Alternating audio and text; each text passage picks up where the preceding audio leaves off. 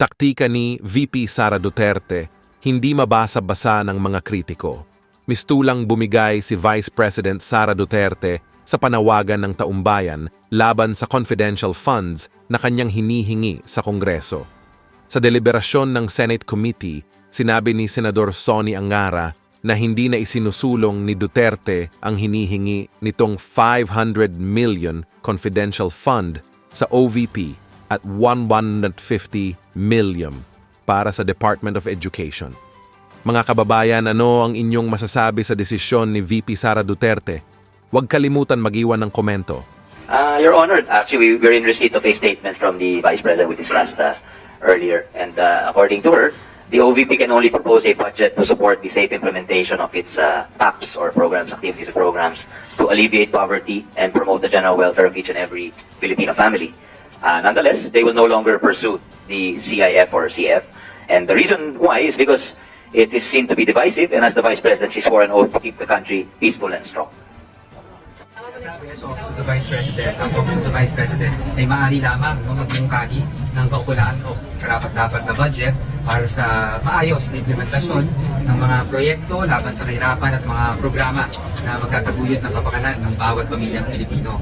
Pero ganun pa man, hindi na po i-pursue, hindi na po itutuloy ng Office of Vice President ang original na mungkahi para sa confidential funds. Bakit? Dahil po nakikita natin na talagang may tendency magkawatak-watak, magiging divisive itong issue na ito. At dahil dito, ang naniniwala ang ating Vice Presidente na siya ay nanumpa na panatiliin mapayapa at matatag ang bansang Pilipinas. Kaya hindi na po niya i-pursue ang proposal for confidential funds. Yun lang po. Serving you better. Yan ang message ko. At 60 years old, I want to dedicate all my life serving you better.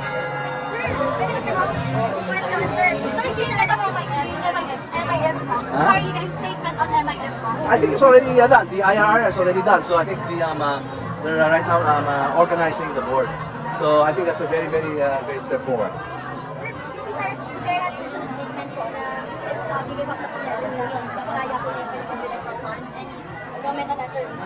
I believe that's the right decision, and we hail VP Sara's decision. Sir, do you think maging poor relationship between the House and the Duterte after all of the Always, always. I'm very, very hopeful. Always. Kasi yung mga analysts feel that merong rift within the unity. How would you address that? Well, we always work together. It's still a unity. The president always wants us to work together, not just in Congress, with the executive, but as a country. So we always strive for that.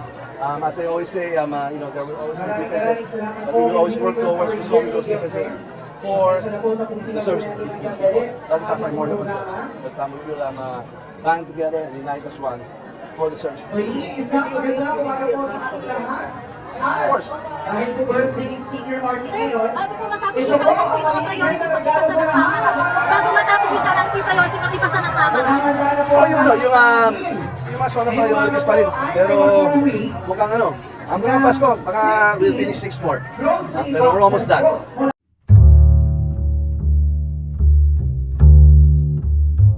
Mr. President, good chair, in 2022, the confidential funds of the Office of the Vice President were augmented by 125 million pesos from the Office of the President. Now, during the proceedings at the House of Representatives, it was stated that the OVP submitted on January 17, 2023, a liquidation report covering these funds. Currently, the Commission on Audit is auditing the use of this 125 million and has committed to finish by the 15th of this month. Sayang hindi lang umabot dito sa ating plenary interpellation. Pero, Mr. President, good chair, ano na po yung status ng audit na ito? I'm not sure, ma'am. But maybe we can ask the Commission on Audit when they come before us next week. When they Will do, they would be in a best position to answer, Your Mr. President. The chair is not in receipt of any initial findings of the COA. No, Your Honor. Thank you, Mr. President, good chair. Now, that said fund transfer or augmentation is being challenged as a longtime senator and as our Committee on Finance chair. Ano po tingin nyo, Mr. President, good chair? Anong tingin ng good chair ang pwedeng maging pinaka-prudent na policy kaugnay ng augmentation ng isang budget category na hindi na-allocate naman ng funds in the first place. Dapat bang i-regulate ang ganitong practice o kaya ipagbawal pa natin ng Kongreso? Thank you, Your Honor, Senator Risa, our Vice Chair and Deputy Minority Leader. Your Honor, what I was told is this was not an augmentation, because an augmentation has a very technical meaning in budgetary terms. What I was told is this is a release from the contingent fund, thus not subject to the rules set forth in laws and jurisprudence, which pertain specifically to augmentation of savings, which are authorized to be done by the Senate President, by the Chief Justice, and other officials who are permitted explicitly by the Constitution. Salamat, good chair. Conceding for the moment na at least sa ngayon, hindi subject or hindi pa subject sa rules at procedures ng augmentation at pinag-dedebatehan pa nga, di ba, kung augmentation na ba yung nangyari or ibang proseso. Still, kung hindi pa yung rules at procedures ng augmentation, such a move of big money from the most important office of government to the second most important office of government, syempre, kailangan siyang ngayon sana o eventually, sooner than later, mag-govern ng mga rules at saka procedure. So, kapag nabuo na or mabubuo na yung rules at procedures na iyon, ano, Mr. President, ang tingin ng good chair na dapat maging prudent policy tungkol sa ganyang klaseng augmentation man yan o release man yan, basta paglipat ng malaking pondo mula sa importanteng opisina papunta sa importanteng opisina. Hindi ba dapat ma-regulate yung ganitong practice? Or even, given kung gaano kalabo yung kasalukuyang rules at procedures at given kung paano naging controversial itong mismong paglipat ng mismong perang ito, hindi kaya dapat ipagbawal ng Kongreso? Sa akin, ma'am, medyo specific na ho yung nasa batas ho natin ngayon, kasama na po yung mga desisyon ng Korte Suprema, specifically yung Arroyo decision. Dahil doon, nakalagay doon na kung ano yung mga patakaran sa paglilipat ho ng pondo. And again, I'm referring to the transfer, or not transfer rather, but the augmentation of budgetary items, meaning specifically savings. At doon, pag yan ang pinag-uusapan, yung kategoryang yan, meron ho talagang mga very specific rules dun sa, bukod sa konstitusyon or sa ligang batas, meron din ho nakalagay ho sa mga desisyon. So yung bawal po yung cross-border transfers, kailangan existing po yung budgetary item bago ma-augment siya ng ibang pondo galing sa savings. Ito pong nangyari dito sa OVP, ito pa i-release mula sa contingent fund ho, which for 2022 was 13 billion pesos and it's still the same amount to this day. At ito pong contingent fund ay sumasagot sa mga pangangailangan po ng gobyerno at lahat po, iba po ang patakaran dito, hindi po itong dahil hindi nga ito augmentation ng savings, iba po ang patakaran pagdating ho sa pag-release or paglabas ng pera mula sa contingent fund, Your Honor.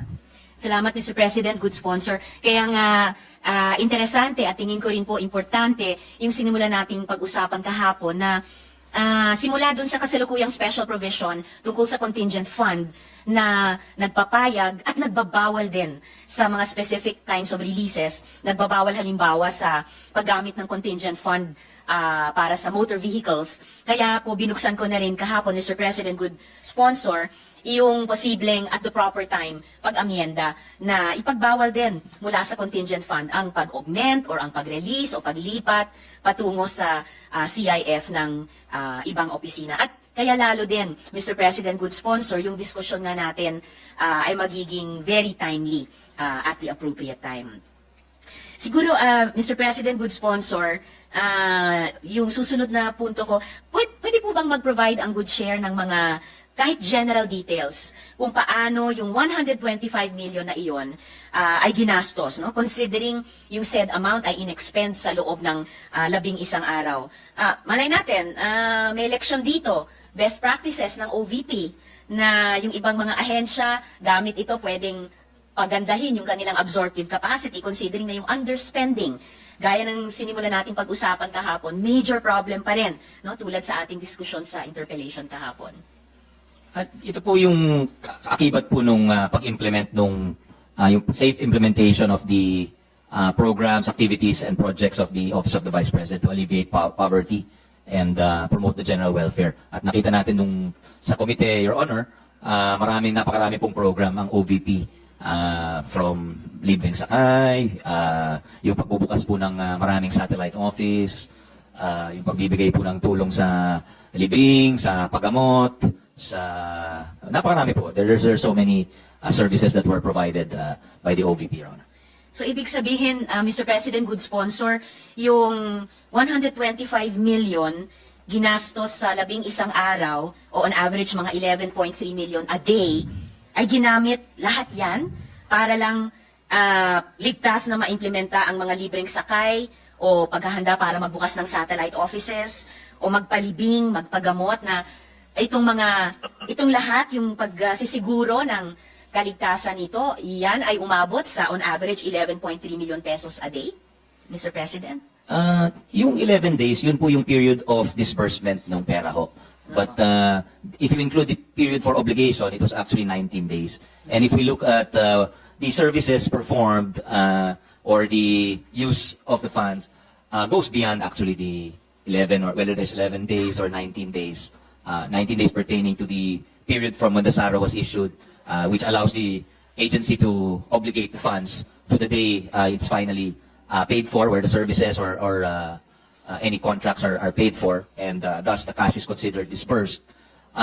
Does not mean that all the services or all the information, for instance, will be given on those days. Meaning the information could have been given subsequent to the contracting and disbursing of the money, Your Honor. So tapos yung confidential fund is used to ensure the safe entry for implementation of the programs and of course of the Vice President and her staff to various points of the archipelago. For instance, Your Honor, sa Surigao, sa BARM, in other provinces, meron po talagang mga insurgency dyan. So kailangan siguraduhin na maganda yung pagpasok ng mga programa at saka ng party ni VP, and to guarantee that the program implementation is also always data-driven.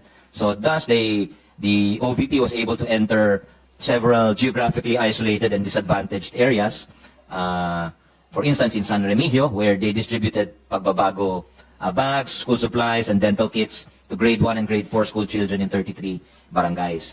And the CF is also used for purposes of continuous monitoring and validation of claims, especially for those made in or lodged in the satellite offices. So sa Bulacan po, for instance, the Office of the Vice President validated complaints that there were persons selling OVP assistance and forms. So meron pong mga ganong instances na talagang kinakailangan ho. Sige po, Mr. President, good sponsor. Kahit sabihin natin, for the sake of argument, so ginastos yung 125 million sa 19 days, still, 6.5 million pesos a day iyon. So kahit itanong po natin yung ibang pinagkagastosan nila, information, different provinces or regions, lalo na yung mga apektado pa rin ng insurgency, sigurado naman hindi lang yung OVP security ang nag-secure ng OVP, whether the head of office or the personnel or the implementers ng mga programa, pero yung AFP at PNP on the ground. Well and good, data-driven, dapat yung mga programa. GIDA areas, ito po ay termino din ng Department of Health, so malamang sa hindi or posible nakikipag-ugnayan ng OVP dun sa mga programa, activities at proyektong iyon sa DOH. Hindi kaya yung mga bags, school supplies at dental kits ay tumatawid na sa budget naman ng DepEd na concurrently hinihead ng Vice President. So claims, various provinces, validation of complaints. Again, still, even with this listing, palagay ko lamang po, Mr. President, good sponsor, reasonable pa rin itanong kung bakit posibleng umabot sa 11.3 million pesos a day ang gastos. And in any case po, just for the sake of thinking aloud, hindi po ba pwedeng i-convert yung mga worthwhile programs sa mga ito into line items sa budget, Mr. President? Your Honor, actually the funds were requested as early as August 2022. But the SARO, or the authority to obligate and disperse the money, was only given in December. So talagang, kumbaga, obligado rin silang gastusin yung pera, Your Honor. Kasi kung hindi, di ba, we have a modified cash-based budgeting. Pag you use it or you lose it. So, kung hindi mo ginastos yung pera, maaaring mawala sa ahensya mo yun, di ba? Yes, thank you, Mr. President. Good sponsor. kung ano man, kung yung SARO na-release sa Disyembre, still, kaya yung interest at yung curiosity ng publiko, bakit at paano nakagastos ng ganyang kalaki sa napakaikling panahon lamang. And good sponsor, were any of the programs that the good sponsor mentioned funded with confidential funds? Sorry, could you say that? Or any Were of the any of programs? the programs that you mentioned, good sponsor, funded with confidential funds? No, Your Honor. They strictly adhere to the joint budget circular issued by the DBM and the COA, which lists the permissible expenses for CIF, Your Honor, from confidential and intelligence funds, namely yung purchase of information, yung rental of safe houses, and of course they were conscious of the or items which are not allowed to be spent under the said circular, Your Honor. So kung hindi po, paano sila pinondohan kung hindi dun sa CIF? Mr. President. Well, they have regular budgets also, Your Honor, which they can access for they have budgets for MOE, for capital outlay. Those are all at their disposal. So lalo pong lumalaki yung misteryo kung paano ginastos ang CIF na 125 million sa loob lamang ng 11 araw. Kung hindi man lahat, pero kung marami sa mga binanggit na pinagkagastosan ay kinover naman ng regular budgets. At alinsunod sa utos ng COA, hindi ginastosan ng confidential and intelligence funds. So, salamat po. Salamat kaayo, Mr. President. Salamat, good sponsor. Those are actually my only questions for the OVP budget today. I'll be back at the proper time to propose amendments to the OVP budget for the consideration of the good sponsor and the plenary. Salamat po. Thank you, Salamat thank you, kaayo. Your Honor, Vice Chair Senator Risa, and we'll be happy to discuss with you any possible proposed amendments. Thank you po. Maraming salamat po. Thank you, Mr. President. Thank you very much, Senator Risa. The Minority Floor Leader, Yes, Mr. President, Minority Leader wishes to be recognized. you would like to recognize the Minority Floor Leader, Senator Coco Pimentel. Thank you, Mr. President, with the permission of our sponsors. Alam niyo po last year, kasi that this is, I think the Office of the Vice President last year received the highest ever budget for the Office of the Vice President. So, and this year we're increasing. No? Are we increasing, Mr. Chairman, in our committee report? The bottom line budget of the OVP.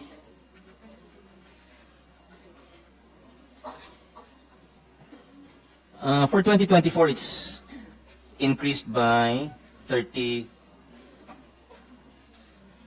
No, actually, it's in the Senate version, it's decreased, Your Honor. Right. It should decrease because the Yeah. Senate committee report We adopted the HGAB yes, version, no, Your Honor. So, did not grant, our Yeah. committee report did not grant the 500 million peso confidential fund. Is that correct, Mr. That's President? correct, Your The Honor. effect is that there is a reduction if you compare GAA 2023 to committee report 2024 on OVP. The reduction is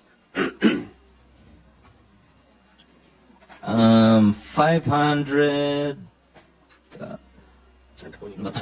It's the figure of 2.343 billion minus 1.874 billion, Your Honor. So if the staff would calculate this, only Senator Bongo can do these calculations without a calculator. Anyway, yes, we get the idea, Mr. President. Hindi pala reflected do sa ating summary because we were comparing it with the House version. Apo. It is less by 469 million, Your Honor. Okay, sige.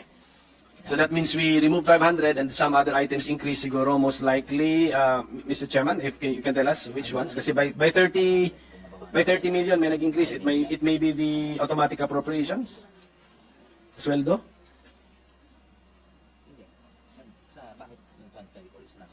Sweldo.